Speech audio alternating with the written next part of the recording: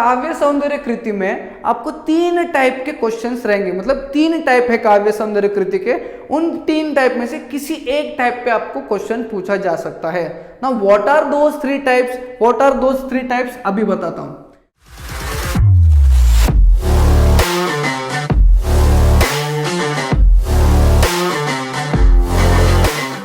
हाय नमस्कार दोस्तों, मैं सौरभ कड़ीवाता में स्वागत करता हूं। आज का वीडियो भी थोड़ा सा स्पेशल, थोड़ा सा डिफरेंट रहेगा। जैसे कि पिछले वीडियो में I have discussed one of the different thing that was स्वमत कृति। Today I will discuss second of the different thing that is काव्य सौंदर्य कृति। और जिस प्रकार से मैंने आपको स्वमत कृति एक्सप्लेन किया था, उसी प्रकार से आज मैं आपको काव्य सौंदर्य कृति बताऊंगा कि इसका क्वेश्चन कितने मार्क्स के लिए पूछा जाता है, कितना आंसर आपको लिखना है, इस क्वेश्चन को कैसे टैकल करें, इनके आंसर को किस तरह से फ्रेम करना होता है, ये सारा सब कुछ मैं आपको बताऊंगा। प्लस लास्ट में एक एग्जांपल भी बताऊंगा, एक एग्जांपल भी पढ़ के समझाऊंगा, जिसको पढ़ने के बाद ये जो भी क्वेश्चंस आपके दिमाग में आ रहे थे उनके आंसर्स आपको मिल जाएंगे। बट उस चीज के लिए इस वीडियो को लास्ट तक जरूर देखना पड़ेगा। तो चलिए शुरू करते हैं। सबसे पहले तो काव्य सौंदर्य कृति आपके पद्य विभाग में पूछा जाएगा, विभाग क्रमांक 2, जिसमें पठित पद्य रहेगा। और पठित पद्यों के सब क्वेश्चन में से एक सब क्वेश्चन आपका काव्य सौंदर्य कृति रहने वाला है। ये तो समझ में आ गया। Now what is exactly the काव्य सौंदर्य कृति? Now, काव्य सौंदर्य कृति is similar to the स्वमत Kriti with some of the differences। यानी कि काव्य सौंदर्य कृति स्वमत कृति से काफी सिमिलर है, बट कुछ डिफरेंसेस वो कैरी करता है। जैसे कि पहले तो मैंने बता दिया, स्वमत कृति गद्य विभाग में पूछा जाता था, काव्य सौंदर्य कृति पद्य विभाग में पूछा जाता है। काव्य सौंदर्य कृति में आपको 3 टाइप के क्वेश्चंस रहेंगे, मतलब 3 टाइप है काव्य सौंदर्य कृति के। उन 3 टाइप में से किसी एक टाइप पे आपको क्वेश्चन पूछा जा सकता है ना। What are those 3 types, what are those 3 types अभी बताता हूं। विचार सौंदर्य कृति पहला टाइप, भाव सौंदर्य कृति दूसरा टाइप, एंड अर्थ सौंदर्य कृति तीसरा टाइप। अब इन 3 टाइप में से किसी एक टाइप पर बेस्ड आपको क्वेश्चन पूछा जाएगा। सर उससे पहले तो बताइए ये 3 टाइप का मतलब क्या है? What do we mean by विचार सौंदर्य, भाव्य सौंदर्य एंड अर्थ सौंदर्य? अभी बताता हूं। स्टार्ट करते हैं विचार सौंदर्य। अब पद्य में जो पोयम आपको दिया जाएगा, उस पोयम से कोई टर्मिनोलॉजी, कोई टर्म, कोई सिचुएशन, जो कोई कंडीशन दिया जाएगा जिस पर आपको आपका पॉइंट ऑफ व्यू बताना है। अब पोयम जो दिया है पद्य में, उस पोयम में से कोई टर्म, कोई टर्मिनोलॉजी, कोई सिचुएशन, कोई कंडीशन, ये आपको पूछी जाएगी, मतलब उसको पकड़ा जाएगा और उस पे आपका पॉइंट ऑफ व्यू क्या है ये आपको पूछा जाएगा। समझ में आया? किसी एक कैरेक्टर को पकड़ा और फिर बोला कि इस पोयम में इस कैरेक्टर के बारे में आपको क्या लगता है, अपना पॉइंट ऑफ व्यू दीजिए। समझ में आया? ये एग्जाम्पल था। ओके, नेक्स्ट भाव्य सौंदर्य। भाव सौंदर्य, भाव मीन्स फीलिंग, भाव मीन्स फीलिंग। तो उस पोयम में कवि किस भाव को बता रहे हैं ये आपको पूछा जा सकता है, या फिर उस पोयम में जो कैरेक्टर इंक्लूडेड है उस कैरेक्टर के बारे में आपकी क्या फीलिंग्स है ये भी पूछा जा सकता है। समझ में आया आपको? कोई एक कैरेक्टर है, उस कैरेक्टर को पकड़ा और फिर पूछा, अच्छा बताओ इस कैरेक्टर के बारे में आपको क्या फीलिंग्स है, क्या लगता है, आपकी क्या फीलिंग्स है टुवर्ड्स दिस कैरेक्टर, ऐसा क्वेश्चन पूछा जा सकता है। लास्ट इज अर्थ सौंदर्य।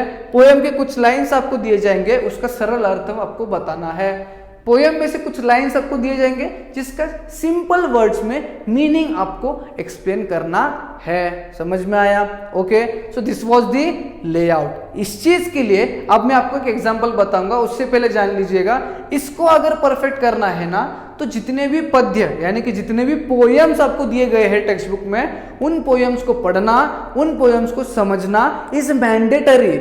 ऑल्दो ये 2 मार्क्स के लिए पूछा जाता है। कुछ बच्चे बोलेंगे सर इतना मगजमारी करने से अच्छा 2 मार्क्स छोड़ देते हैं, बट ये वीडियो मतलब ये पॉइंट है उन बच्चों के लिए जो हर एक मार्क का इंपॉर्टेंस जानते हैं और उन्हें हर एक मार्क को गेन करना है, किसी भी मार्क्स को लूज नहीं करना है। तो आपको ये करना है कि आपको जो पद्य, जो पोयम्स दिए उनको पढ़ना है और उनका अर्थ अच्छे से समझना है। अब अर्थ समझने के लिए आप डिफरेंट बुक्स की हेल्प ले सकते हो, इंटरनेट की भी हेल्प ले सकते हो, but at the end of the day आपको उसका मीनिंग, आपको उसका अर्थ अच्छे से समझ में आ जाना चाहिए, तभी आप इन टाइप ऑफ क्वेश्चंस को जो है वो टैकल कर पाओगे। समझ में आया? अब हम लोग एग्जाम्पल देखते हैं और एग्जाम्पल से काफी चीजें आपको क्लियर हो जाएगी। तो मेरे लेफ्ट साइड पे आपको एक एग्जाम्पल दिख रहा होगा जो कि आप ही के टेक्स्ट बुक में की कविता है औक्षण। उस औक्षण कविता की बेस्ड पर यह क्वेश्चन है. क्वेश्चन पूछा जाता है, सैनिक सीमेवर तैनात असतो म्हणून आपण सुरक्षित राहतो या विधानातील भाव स्पष्ट करा. अब सैनिक, सोल्जर, इस कविता में सोल्जर के बारे में बात किया गया है. अब सोल्जर एक टर्मिनोलॉजी है, उस टर्मिनोलॉजी को उठाया है और आपको बताया है कि सोल्जर हमारे देश की सेवा बॉर्डर पे दिन रात करते हैं, इसीलिए हम लोग चैन की नींद सो पाते हैं, इसीलिए हम लोग हैप्पी है. इस जो टर्म, ये जो सेंटेंस है, इसके बारे में आपका क्या पॉइंट ऑफ व्यू है, ये यहां पर पूछा जा रहा है. समझ में आया? सो दिस इज अ विचार सौंदर्य कृति. What this is? विचार सौंदर्य कृति. कुछ बच्चे इसको भाव सौंदर्य कृति भी बोल सकते हैं. Why? Because they are asking about the soldiers, यानी कि सोल्जर्स के बारे में हमारे मन में क्या फीलिंग्स है हम बता रहे हैं. सो ये भाव सौंदर्य भी हो सकता है. किसी को भाव सौंदर्य लगेगा, किसी को विचार सौंदर्य लगेगा. Let it be. हम लोग आंसर किस तरह से फ्रेम करेंगे उसकी तरफ ध्यान देते हैं. पहले तो पढ़ता हूं, फिर बताता हूं क्या और किस तरह से लिखा है. सैनिक आपल्या देशाच्या सीमेवर अहोरात्र पहारा देतात. ते दिवस रात्र न थकता देश सेवा करतात. भारतीय जनतेला सुखाचे 4 घास खाता यावेत आणि सुखाची झोप मिळावी या हेतूने सर्व जवान डोळ्यात तेल घालून सीमेचे रक्षण करतात.